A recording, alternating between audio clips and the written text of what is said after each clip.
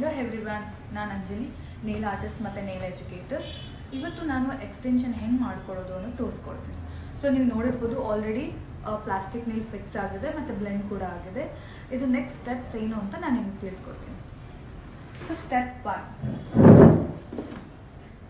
ನೀವು ಹೆಂಗೆ skin prep ಮಾಡ್ಕೊಳ್ತೀರಾ ಮೇಕಪ್ಗಿಂತ ಮುಂಚೆ, ಹಾಗೆ ನೇಲ್ ಪ್ರೆಪ್ ಕೂಡ ತುಂಬ ಇಂಪಾರ್ಟೆಂಟ್ ಆಗುತ್ತೆ.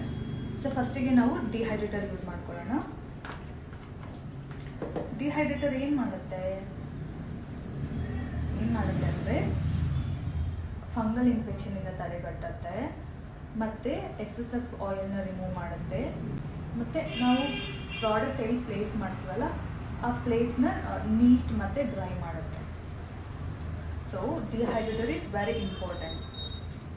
ತುಂಬ ಕಡೆ ನೇಲ್ ಸಲೂನಲ್ಲಿ ಡಿಹೈಡ್ರೇಟರ್ ಯೂಸ್ ಮಾಡ್ತಾರಾ ಇಲ್ವಾ ಅಂತ ಗೊತ್ತಿಲ್ಲ, ಬಟ್ ಇದು ಯೂಸ್ ಮಾಡೋದ್ರಿಂದ ನಿಮ್ಮ ನೇಲ್ ಇನ್ಫೆಕ್ಷನ್ ಎಲ್ಲ ಆಗ್ತಿರಂಗೆ ತಡೆಗಟ್ಟುತ್ತೆ. ಸೊ ಅದಾದಮೇಲೆ ಪ್ರೈಮರ್ ಏನಕ್ಕೆ ಇಂಪಾರ್ಟೆಂಟ್ ಅಂತ ಅಂದರೆ,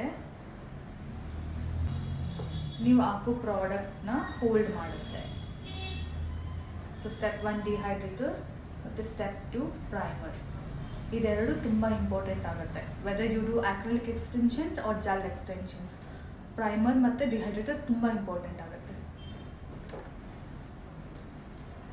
and step 3 builder gel.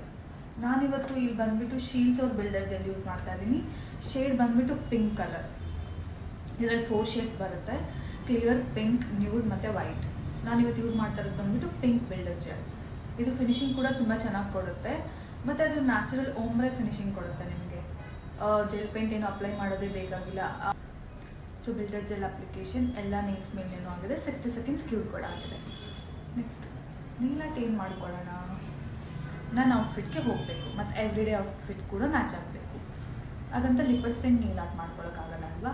So ನಾನು ಬಂದ್ಬಿಟ್ಟು ಇವತ್ತು ಸಮ್ ನ್ಯೂಡ್ ಕಲರ್ಸಲ್ಲಿ black colour tip nail art ಮಾಡ್ಕೊಳ್ಳೋಣ ಅಂತ ಇದ್ದೀನಿ. ಲೈಕ್ ಫ್ರೆಂಚ್ ನೇಲ್ಸ್ ಥರ. ಫೈನಲ್ ಲುಕ್ನ ನಾನು ನಿಮಗೆ ಲಾಸ್ಟಲ್ಲಿ ತೋರಿಸ್ತೀನಿ ಹೆಂಗೆ ಬಂದಿದೆ ಏನು ಅಂತ.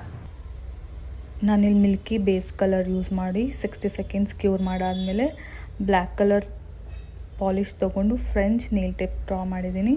ಮೇಕ್ ಶ್ಯೂರ್ ಲೈನ್ಸ್ ಎಲ್ಲ ತುಂಬ ತಿನ್ನಾಗಿರಬೇಕು, ಸೈಡಲ್ಲೆಲ್ಲ ಎಲ್ಲೂ ಟಚ್ ಆಗಿರಬಾರ್ದು. ಯಾಕಂದರೆ UV ಲ್ಯಾಂಪಲ್ಲಿ ಒಂದು ಸರಿ ಕ್ಯೂರ್ ಆದಮೇಲೆ ತೆಗೆಯೋದು ತುಂಬ ಕಷ್ಟ ಆಗಿಬಿಡುತ್ತೆ, ಮತ್ತು ಫಸ್ಟಿಂದ ಸ್ಟಾರ್ಟ್ ಮಾಡಬೇಕಾಗತ್ತೆ. So here is the final look. So everyday outfit ಕೂಡ ಹೋಗುತ್ತೆ ಈ ಥರ ನೇಲ್ಸ್.